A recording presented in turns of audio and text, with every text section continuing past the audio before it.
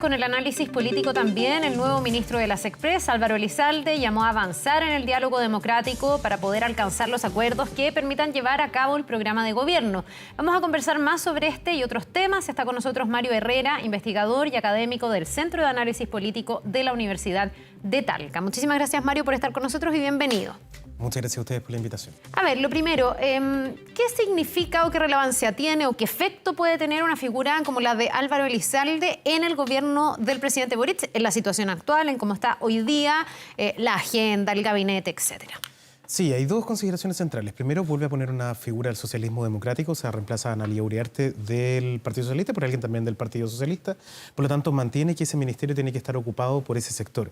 Y eso no es al azar, o sea, no vuelve a poner alguna figura como la de Jackson en su momento, que venía a Pro Dignidad, sino que alguien con la capacidad de poder llegar a acuerdos, de poder llegar a diálogos con la oposición, que es lo que el presidente necesita en este momento. Ahora, ahí hay dos interpretaciones. Una es que se mantuvo básicamente el equilibrio que ya existía y que eso fue lo que pesó, o que alguien podría decir, de alguna manera el presidente opta por seguir teniendo al socialismo democrático en una cartera tan relevante como esta. Algunos decían, pucha, ¿por qué no aprovechó de poner, por ejemplo, a alguien del Frente Amplio? Pero pareciera ser que ha funcionado, por lo menos en visión del presidente, esta lógica y este equilibrio. Sí, es que hay que entender un poco el rol ahí también que tiene el ministro. La ministra Uriarte encabezó los rankings de políticos mejores evaluados, pero esa fue una excepción. Normalmente este ministerio es un ministerio que lleva a cabo las negociaciones con el Congreso y como se asocia con un tema político suele tener menor aprobación dentro de la ciudadanía.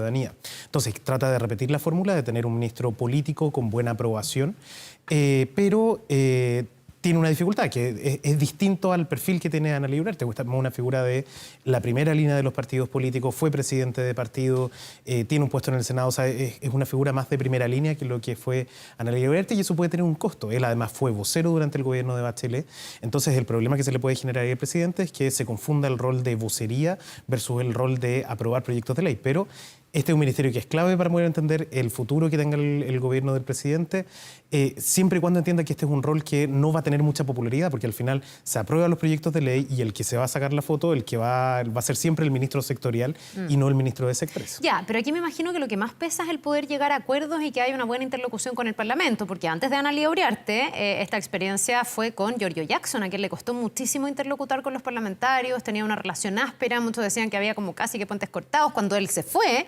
recuerdo, así como evidentemente con la alegría que recibían en el Parlamento a Analía Uriarte, un poco también porque con Giorgio Jackson no había habido esa conexión. ¿Será que eso es lo más relevante dentro del cargo del ministro secretario general de la presidencia? En un contexto en que es un gobierno minoritario con dos coaliciones, por supuesto que sí, porque tiene que no solamente ordenar la casa, no solamente tiene que ordenar al socialismo democrático y a su propia coalición, sino que tiene que ir a buscar votos al frente y tiene que ser una persona que tenga precisamente esa capacidad de diálogo con estas tres oposiciones que hay en este momento. Una oposición de republicanos, una oposición de Chile Vamos y otra oposición del Partido de la Gente y todos estos otros que andan como dando vueltas por ahí que eventualmente son votos que él puede conseguir. Entonces una figura que sea transversal, una figura que pueda llegar a esos acuerdos, precisamente es la que se necesita. Ahora que hay un tercer ministro en la SECPRES, después de poco más de un año, es una señal de que ha habido mucho traspié. Bueno, lo de Analía Uriarte es, digamos, un pie forzado, es un tema de salud, pero en el fondo es una cartera a la que los mandatarios aspiran que haya continuidad en el tiempo, porque aquí se trata mucho de conversar, de ponerse de acuerdo, y esas a veces son, me imagino que muchas reuniones, muchas conversaciones, muchos almuerzos, mucha dedicación también. Sí, el dato confirma La tramitación es lenta en general. El dato confirma lo que tú dices, o sea, en el fondo el ministro de SECPRES normalmente se mantiene en su cargo, es de los que menos renovación tiene y tiene renovaciones que están asociadas con victorias o derrotas en determinados proyectos de ley. No es la situación en este caso, sino que está asociado con un problema de salud y además parte de una buena evaluación que en general tuvo la ministra Uriarte, salvo por el caso de la reforma tributaria, que no la logró llevar a cabo y ese sí es un error, que es un error técnico. O sea, el haber discutido eso, si no se tenían los votos, ese es un error de la ministra. Pero salvando ese incidente, logró salvar algunas interpelaciones, logró salvar ciertos proyectos que además eran importantes para el gobierno. Entonces, la idea es tratar de replicar eso y con otra figura que además pertenece al Congreso. Siempre es bueno que ese tipo de ministerios lo ocupe un congresista o un ex congresista porque son precisamente las personas que, como tú decías, saben lo que significa tomarse un café, saben lo que significa tener que hacer el proceso de negociación. Un ex congresista, porque cuando es un congresista también se genera un ruido secundario, que es en el fondo estar desvistiendo un santo para vestir otro y además y esto ha sido algo que se ha criticado cada vez que se ha hecho y después se vuelve a hacer, dejar un cupo de una persona que fue electa democráticamente y que tiene una representación de un grupo de ciudadanos que ha confiado. Creo que esta es la vez número 12 o 13 que se hace como enroque o se trae a alguien del Parlamento que deja un cargo popular para ir al gobierno. ¿Eso no tiene un costo grande para los gobiernos o se sigue haciendo porque en realidad el impacto es muy bajo? Sí, mira, cuando uno mira los datos, por ejemplo, de la siguiente elección a la que se presenta, por ejemplo, algún candidato de la misma lista, esto no tiene un impacto real en términos de votaciones. O sea, lo estoy llevando como a política real, así, bien concreto. Pero en este caso lo que supone es un problema de representación, porque al final la pregunta ahí es, ¿la representación está puesta en la persona que resultó electa o en el partido político que representaba a la persona? Lo que privilegia nuestra ley es lo segundo, es el entender de que en el fondo, si fue electa una persona de un determinado partido, es otra persona de ese mismo partido el que la tiene que reemplazar. Pero uno podría pensar lo primero, uno podría pensar que en realidad nosotros no votamos por partido y efectivamente es así, sino que votamos más bien por candidatos y puede ser que a la persona, al individuo, al ciudadano que votó por Elizalde no le gustara el partido de Elizalde, pero sí le gustaba él como figura. Claro, porque aquí viene la segunda derivada, que es lo que pase con el Partido Socialista y la decisión que tome, pero que al final es el llamado dedazo, que aquí el partido va a decidir quién ocupa ese cupo que deja Álvaro Elizalde, que es un cupo de elección popular para reemplazarlo por alguien que no va a tener esa elección popular. Claro, y eso no solamente te crea un problema de representación, sino que además crea un problema de división interna dentro del partido. Lo que hemos visto durante estos días han sido declaraciones cruzadas entre Paulina Bodanovich y los que quieren a la presidenta Bachelet ocupando ese escaño. Te crea una división dentro de un partido que además es central dentro de este gobierno. Entonces eso es un problema también para el presidente. Ahora, me imagino que todo este costo no es tan alto como los posibles beneficios de tener la confianza, que me imagino que es lo que ha llevado al presidente a tomar esta decisión, de que este perfil y esta persona va a cumplir con una misión que es muy relevante, sobre todo cuando tienes una agenda tan nutrida de proyectos y cuando tienes un gobierno de minoría que sí o sí tiene que llegar a acuerdos. Sí, y además de los acuerdos, yo te agrego el proceso constituyente que estamos viviendo, el proceso constituyente que se va a iniciar ahora y que es la SECPRES formalmente el que hace el vínculo con precisamente este Consejo Constituyente. Entonces va a tener un trabajo ahí y esa fue una de las críticas que tuvo el ministro Jackson en su momento, que no logró separar las dos cuestiones, entre que era una política de Estado, una política de gobierno versus la elección del plebiscito de salida. Con Elizalde de alguna forma se asegura mantener esa separación. ¿Hay más posibilidades con Elizalde de que la interlocución con la oposición sea mejor? Sí, él fue presidente del Senado, él no se caracterizó por tener alguna polémica en torno a debates con la oposición, como sí es el caso, por ejemplo, de Mirosevic en la Cámara de Diputados. Por lo tanto, es una persona relativamente transversal. En su momento apoyó a Piñera con los acuerdos de posterior estallido social. O sea, es una persona con la cual probablemente una parte de la oposición sí siente que puede sentarse a dialogar. De hecho, no han tenido grandes críticas al nombre en sí mismo, más a la forma en la que se pasa de un cargo a otro, pero no del nombre en sí mismo. Es una figura que puede dialogar. Hoy día con una agenda que está absolutamente monopolizada por la delincuencia y que ha sido un tema para el gobierno, por supuesto, muchos se han preguntado por la relación de Álvaro Elizalde con Carolina Toá, ministra del Interior, si va a haber buen entendimiento ahí, porque al parecer con Ana Lilia Uriarte todo funcionaba muy fluidamente, digamos, y había como hasta cierto nivel de complicidad. Algunos ven que pudiera ser más difícil la relación con Álvaro Elizalde, otros dicen no, son los dos políticos como de tomo y lomo y en el fondo van a saber cómo relacionarse. ¿Cómo ves tú esa como relación que tiene que haber hoy día entre la SECPRES, que tiene una agenda legislativa que impulsar, donde muchos de esos proyectos, 31 para partir, son en materia de seguridad? Sí, yo te agrego adicionalmente un tercer actor que es la vocería. No hay que descuidar que Elizalde fue vocero, por lo tanto puede tener eventualmente algún roce con Camila Vallejo. La ministra Vallejo, claro. En definitiva, ¿quién toma la vocería? Si es que la persona que tiene que llevar a cabo los proyectos de ley y que, o sea, lo que no le puede pasar al presidente es de que Camila Vallejo anuncie algo y luego Elizalde lo desmienta o viceversa. Y en el caso de Toá, yo tendría que pensar de que son políticos que están acostumbrados a espacios de negociación, entonces deberían ser capaces de mantener cada uno su propio espacio, pero el problema que tiene la ministra Toá es que tiene este doble rol de ser jefa de gabinete y de ser además ministra del Interior asociada con temas de seguridad. Entonces, lo más probable es que con temas de seguridad se encuentren en un espacio de encuentro, pero en temas de ser el jefe de gabinete haya posiblemente más roces ahí. Ya, bueno, vamos a ver cómo se va dando la fluidez o no de estas relaciones. Quiero unir esto a la coyuntura política y lo que fue ayer en ADE también, en este encuentro súper relevante entre el Ejecutivo, los altos empresarios del país, donde además tuvimos el discurso del presidente. ¿Cómo evalúas tú el discurso del presidente, que fue bastante aplaudido? Sí, hay que entender ahí a quién le va a hablar a ENADE. Si que le va a hablar solamente a los empresarios o le va a hablar también al país. En el fondo también le va a hablar al país a decirle, miren, yo soy capaz de dialogar con los empresarios, yo soy capaz de lograr un punto de encuentro, a pesar de que tenemos posiciones que probablemente fueron muy distintas en el pasado. Y en ese sentido es un discurso que tranquiliza. O sea, él descarta, por ejemplo, el estado de excepción constitucional para la región metropolitana, no por argumentos ideológicos, lo descarta por argumentos que incluso son de conveniencia de los empresarios, que es no paralizar la economía, no paralizar la ciudad, etc. Entonces es un discurso que tiene buenas intenciones, tiene declaraciones que de alguna forma tratan de unir una figura que estuvo muy contra los empresarios con precisamente ese grupo, pero que probablemente a ellos mismos no los logre convencer, pero así parte de la ciudadanía en entender de que el presidente es capaz de dialogar con distintos actores independiente del domicilio ideológico o de la posición que tenga. Claro, igual ayer varios decían, más allá de los discursos, que ayer vimos que de lado y lado eran muy de buena crianza, de buena voluntad, de llamado a la unidad, de pensar en Chile y salir de la lógica de las trincheras, que nuevamente el presidente lo pone sobre la mesa. Muchos se preguntan si esto se va a traducir en avances, sobre todo en la agenda legislativa. Hoy día hay leyes que están directamente relacionadas con el mundo empresarial, como la reforma tributaria, que ya se cayó, pero el gobierno insiste en que hay que buscar nuevas alternativas.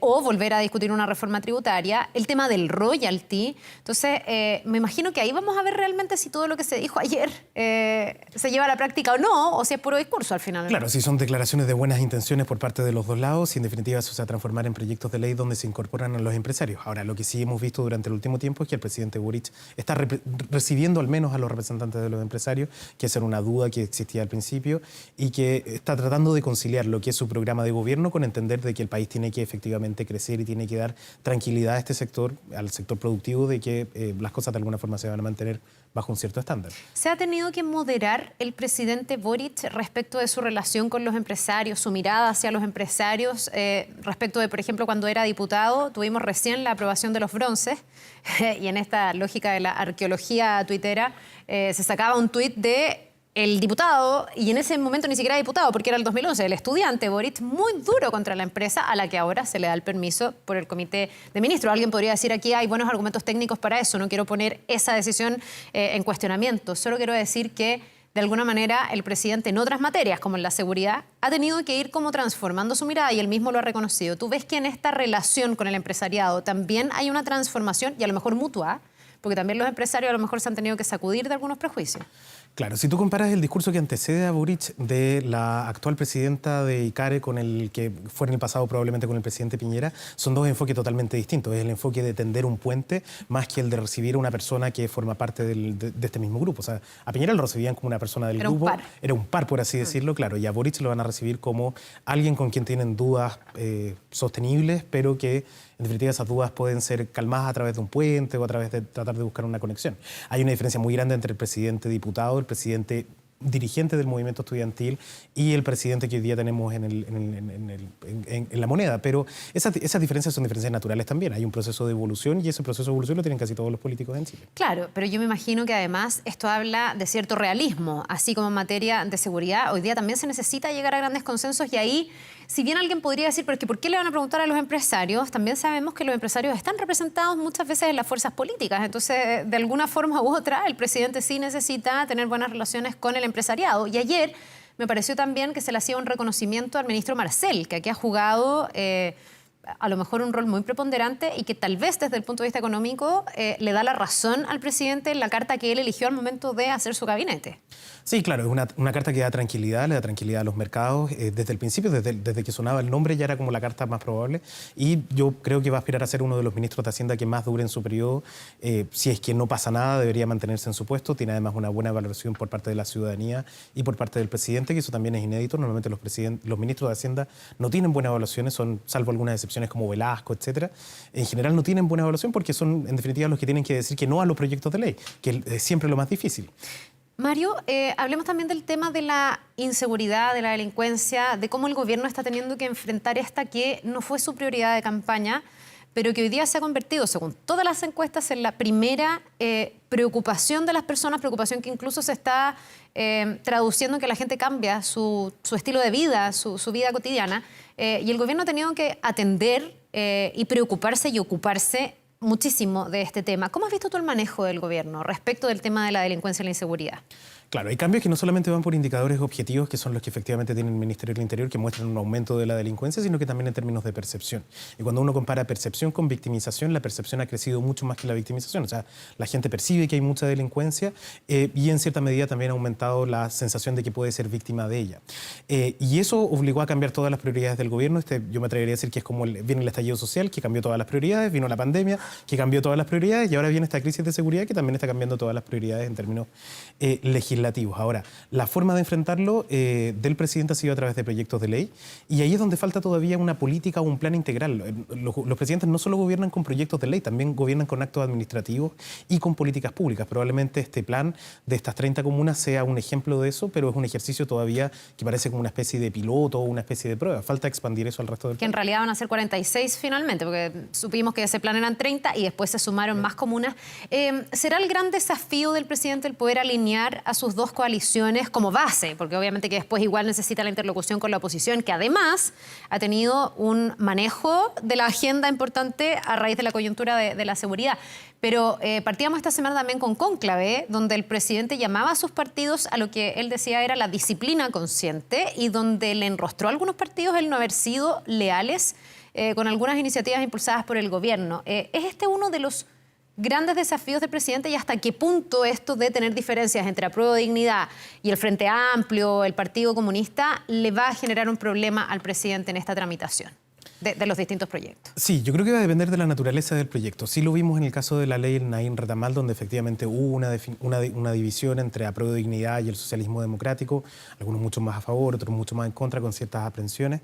Pero el presidente ha logrado encontrar algunos proyectos, como este, por ejemplo, del reglamento del uso de la fuerza, donde quizás puede encontrar unión dentro de su propia coalición. Ahora, por supuesto que esa es una tarea muy difícil porque conviven distintas almas. Una de las cosas que decíamos del Frente Amplio, que siempre dijimos, fue que eran muchos movimientos, eran muchos partidos políticos, y esa diversidad ideológica que ayuda a captar votantes tiene un problema a la hora de transformarlo en gobernabilidad. Y ese es el problema que está teniendo el presidente ahora. Es mucho más fácil tener una coalición de pocos partidos que tener una coalición de muchos partidos, movimientos, visiones, etcétera, donde conviven además distintas almas de la izquierda. El populismo de izquierda tradicional del Frente Amplio versus la izquierda clásica, estas visiones como socialistas democráticos. O sea, hay distintas visiones dentro de una misma coalición, y conciliar eso es casi una discusión de voto a voto. Para finalizar, ¿tú sientes que el gobierno ha podido retomar el control de la agenda? Y cuando digo ha podido retomar, no es una visión mía, es una visión que fueron a exponerle a la ministra del Interior, algunas parlamentarias del Frente Amplio, que sentían que de alguna manera estaban